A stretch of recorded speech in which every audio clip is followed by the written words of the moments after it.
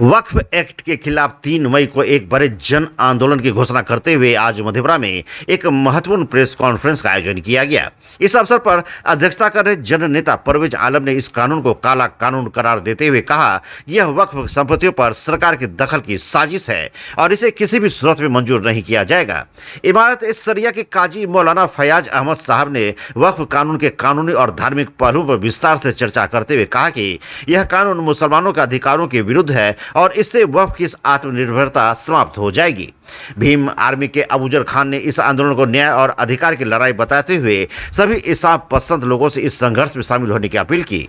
उन्होंने कहा कि यह सिर्फ मुसलमानों का नहीं बल्कि हर जागरूक नागरिक का मुद्दा है। सामाजिक कार्यकर्ता जवाज खान ने दो टूक कहा, यह लड़ाई हिंदू मुस्लिम के नहीं बल्कि एक अन्यायी कानून के खिलाफ सरकार से है।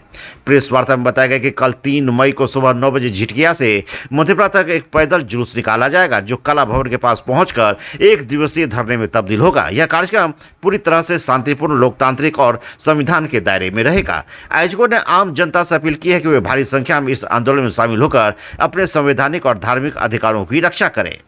जी, आप तमाम मधेपुरा वासियों से, हर धर्म के लोग, हर वर्ग के लोग से गुजारिश है, अपील है, कल 3 मई को सुबह 9 बजे वक्फ बिल 2025 के वापस लेने के खिलाफ सड़क पे हम लोग जुलूस निकाल रहे हैं। इसमें तमाम मधेपुरा वासियों को आमंत्रित करता हूं और एक साथ आकर सरकार को दिखाना है ये जो काला कानून है, ये जो मुसलमानों को दबाने की जो साजिश चल रही है, जो संविधान से मिली हुई आज़ादी पे जो चोट दी जा रही है, जो ये नफरत जो फैलाया जा रहा है, ये नहीं चलने वाला है। हम सब एक हैं, हम सब मिलकर इस कानून का विरोध करेंगे और इस कानून को वापस लेने तक विरोध करते रहेंगे। क्या नाम है? मेरा नाम है मोहम्मद जवाज। सबसे पहले आप तमाम जो पत्रकार बंधु आए हैं, इलेक्ट्रॉनिक मीडिया और प्रिंट मीडिया के साथियों का, सभी लोगों का धन्यवाद और शुक्रिया सभी लोगों का कि आप लोग अपना कीमती समय निकाल करके आए और आज हमारे साथ इस प्रेस वार्ता में उपस्थित हैं जो इस पूरे कार्यक्रम की अध्यक्षता कर रहे हैं और पूरे लगन के साथ मेहनत कर रहे हैं। माननीय परवेज आलम साहब, काजी शरीयत मधेपुरा ज़िला के अध्यक्ष काजी फयाज अहमद साहब और युवा समाज सेवी भाई जावाज खान साहब, डॉक्टर वसीमुद्दीन साहब, सभी लोग उपस्थित हैं। आप लोग सभी लोग जान रहे हैं कि इस देश में वक्फ तरमीमी बिल जो लाया गया है, काला कानून जो बनाया गया है वक्फ एक्ट का, उसके खिलाफ हम लोगों का कल जो है 3 को विरोध प्रदर्शन है। उसी के संबंध में आज ये प्रेस वार्ता बुलाई गई है। आप सभी को जो है पूरी डिटेल्स जो है वो माननीय मुखिया जी और काजी साहब जो है उसके बारे में बताएं। सबसे पहले आज के इस प्रेस कॉन्फ्रेंस में आप पत्रकार बंधु जो अपना कीमती समय दे के आए हैं, मैं उसका धन्यवाद देता हूं। कल का जो हम लोग का प्रोग्राम है, कल हम लोग वक्फ अमेंडमेंट एक्ट के विरोध में 3 जुलाई को हम लोग धरना और प्रदर्शन करने जा रहे हैं।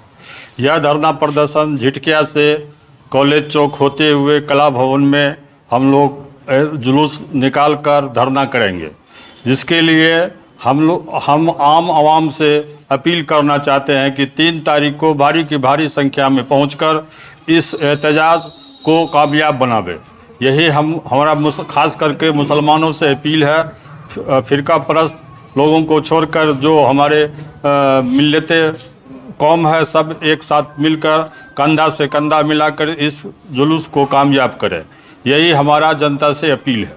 क्या पार्टी के लोग भी शामिल हो रहे हैं जो विपक्षी दल है, जिन्होंने समर्थन दिया है लोकसभा राज्यसभा में, ऐसी पार्टियों को न्योता दिया गया है? सेक्युलर पार्टी के लोग भी इसमें शामिल हो रहे हैं। उन लोगों के द्वारा भी कहा गया कि हम लोग भी आपके साथ हैं, आपके साथ कंधा से कंधा मिलाकर इस एहतजाज में शामिल होंगे। कितने लोगों की आने की संभावना है?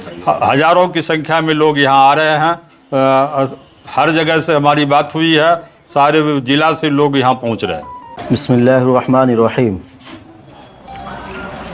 आप लोगों को मालूम है कि मुसलमानों की तरफ से और तमाम मिली जमातों की तरफ से, इसी तरह तमाम दस्तूर पसंद लोगों की तरफ से बेइंतहा मुखालफत, शदीद नाराज़गी और ऑन रिकॉर्ड तकरीबन 3.5 करोड़ मुसलमानों की तरफ से एहतजाज करने के बावजूद मगरूर पार्टी, मुतासिब पार्टी और गुरूर में बिल्कुल चूर पार्टी ने वक्फ कानून 2025 को नाफिज कर दिया है। ये कानून चूँकि शरीयत में खुली मुदाखलत है और साथ ही ये संविधान के कई सारे आर्टिकल के ख़िलाफ़ है, जैसे कि कई मरतबा कहा गया है कि आर्टिकल 14 के ख़िलाफ़ है, जिसमें बराबरी की बात की गई है कि मुल्क के सारे मजहबी लोग कानून की नज़र में बराबर होंगे। तो जब सब बराबर होंगे तो फिर एक के मजहबी संस्था पर वक्फ बाय यूज़र को लगाना और दूसरे के मजहबी संस्था से इस चीज़ को ख़त्म कर देना, ये सरासर जुल्म है और आर्टिकल 14 के ख़िलाफ़ है। इसी तरह ये आर्टिकल 25-26 के भी ख़िलाफ़ है, जिसमें मजहबी आज़ादी की बात की गई है। आर्टिकल 29-30 के भी ख़िलाफ़ है, जिसमें अक़लियत के आज़ादी की बात की गई है। चूँकि ये सरासर दस्तूर के ख़िलाफ़ है और ये शरीयत में मुदाखलत है और शरीयत के जितने भी औक़ाफ़ के जायदाद है, मस्जिद है, कब्रिस्तान है, ईदगाह है या औक़ाफ़ की दूसरी जायदाद है, ये इसको हड़पने की एक नापाक साजिश है।